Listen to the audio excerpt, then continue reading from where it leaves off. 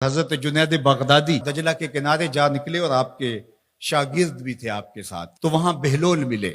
بہلول ایک مجذوب تھے، تو کہا کہ چلیے ان سے زیادہ بات کرتے ہیں۔ تو شاگردوں نے کہا یہ تو ایک دیوانہ شخص ہے اور آپ اس سے کیا ملیں گے، آپ اتنے پڑھے لکھے عالم اور اتنے بڑے فقیہ اور صوفی، اور ایک دیوانے شخص سے آپ ملیں گے۔ دنیا اس کو دیوانہ کہتی تھی، بہلول دیوانہ۔ لیکن سعدی بولے کہ سعدیہ نزدیک رائے عاشقاں، خلق مجنونند و مجنو عاقل است، کا اصل تو عاقل یہ لوگ ہیں۔ تو خیر حضرت جنید بغدادی گئے اور بہلول کو سلام کیا، کہا کہ آپ کون ہیں؟ تو کہا میں جنید بغدادی ہوں۔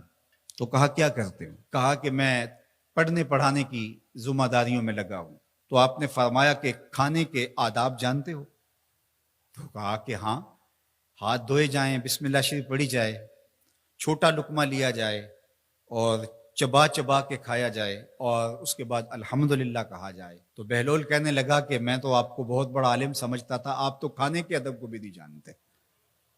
اور اپنا کپڑا اٹھایا، جھاڑا اور ایک جانب چل دیے۔ شاگردوں نے کہا ہم نے آپ کو کہا تھا کہ اس شخص کے پیچھے جانے کا کیا فائدہ، یہ تو دیوانہ شخص ہے۔ تو کہا نہیں میں اس کے پیچھے چلتا ہوں۔ پھر آپ اس کے پیچھے بھاگے۔ تو پھر بہلول نے پلٹ کے دیکھا، کہا کہ کون ہو؟ کہا کہ میں جنید ہوں، آپ کو ملنے آیا ہوں۔ تو آپ نے پھر ایک سوال کیا، گفتگو لمبی ہو جائے۔ تیسری مرتبہ بھی جب وہ اپنا دامن چاڑ کے گزرے تو پھر آپ آگے بڑھے۔ انہوں نے پوچھا کون ہو؟ انہوں نے کہا کہ میں ایک عام سا شخص ہوں، تو آپ کے پاس جو ہے وہ سیکھنے آیا ہوں۔ تو کہا کہ میں نے تم سے پوچھا تھا کہ کھانے کے آداب کیا ہیں، تو تم نے یہ بتایا تھا۔ کہا جی میں نے تو یہی پڑھا ہے اور میں نے یہی بتایا ہے۔ تو کہا کھانے کا سب سے پہلا ادب یہ ہے کہ لقمہ حلال کا ہو، باقی لقمے چھوٹے چھوٹے توڑ کے کھائے یا چبا چبا کے کھائے یا جو ہے وہ پانی پہلے پیے یا بعد میں پیے، کہا یہ باتیں بات کی ہے۔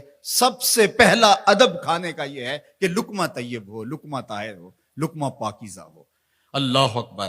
تو ہمارے رب نے ہمیں پاکیزہ رزق کھانے کی تلقین فرمائی ہے۔ تو اللہ کے محبوب علیہ السلام نے اس شخص کا ذکر کیا جو لمبا سفر کر کے آیا اور وہ کعبۃ اللہ کے سامنے کھڑا، وہ اللہ تعالیٰ جل شانہ کو پکارتا ہے اور کیا کہتا ہے، یا رب یا رب۔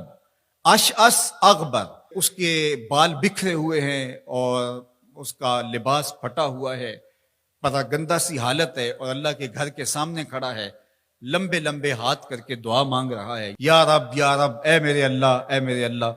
لیکن فرمایا وَمَطْعَمُهُ حَرَامٌ وَمَشْرَبُهُ حَرَامٌ وَمَلْبَسُهُ حَرَامٌ وَغُذِّيَ بِالْحَرَامِ فَأَنَّىٰ يُسْتَجَابُ لِذَٰلِكَ۔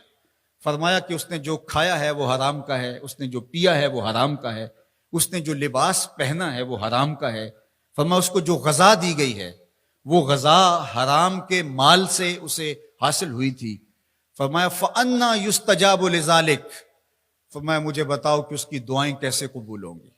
وہ کعبۃ اللہ کے پردے کو تھام کے کھڑا ہے، ملتزم سے لپٹ کے رو رہا ہے، وہ حتیم میں کھڑا ہے، وہ کعبہ کے اندر بھی چلا گیا، کعبہ کی چھت پہ سقف بیت اللہ پہ بھی کھڑا ہے، مطاف میں کھڑا ہے، وہ حجر اسود کے ساتھ لپٹ کے دعائیں مانگ رہا ہے، مقام ابراہیم کے پاس کھڑا ہو کے دعائیں مانگ رہا ہے۔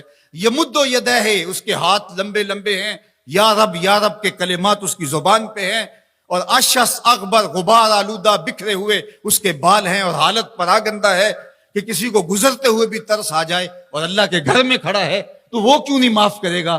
لیکن فرمایا مطعمہ حرام ومشربہ حرام وملبسہ حرام وغذی بالحرام، اس کا کھانا پینا لباس اور غذا حرام کی تھی۔ فأنیٰ یستجاب لذالک، اس کی دعائیں کیسے قبول ہوں گی؟ بلکہ علماء نے لکھا کہ جو شخص حرام کمائی کھاتا ہے اس کی اپنی دعائیں تو قبول نہیں ہوتی، نیک لوگوں کی دعاؤں سے بھی اس کا حصہ نکال دیا جاتا ہے۔ جب اللہ کے بندے اولیاء کاملین دعائیں مانگتے ہیں اور وہ پوری امت کے لیے، پوری قوم کے لیے مانگ رہے ہوتے ہیں، لیکن اس شخص کا حصہ نکال دیا جاتا ہے جس کا رزق پاکیزہ نہیں ہے۔ اس لیے رزق کی پاکیزگی یہ بہت اہم ہے۔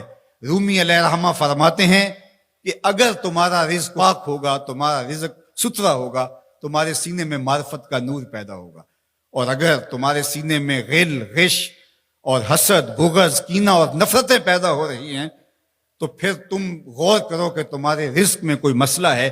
تم کھاتے ہو اس کے نتیجے کے اندر حسد پیدا ہو رہا ہے، بغض پیدا ہو رہا ہے، نفرت، سستی اور کاہلی اور عبادت سے دوری پیدا ہو رہی ہے۔ جو رزق حلال ہے وہ عبادت کے لیے تقویت پیدا کرتا ہے، وہ تمہیں سچائی کی زندگی گزارنے کی طرف راغب کرتا ہے۔ تو اہم ترین چیز جو ہے وہ رزق کی پاکیزگی ہے،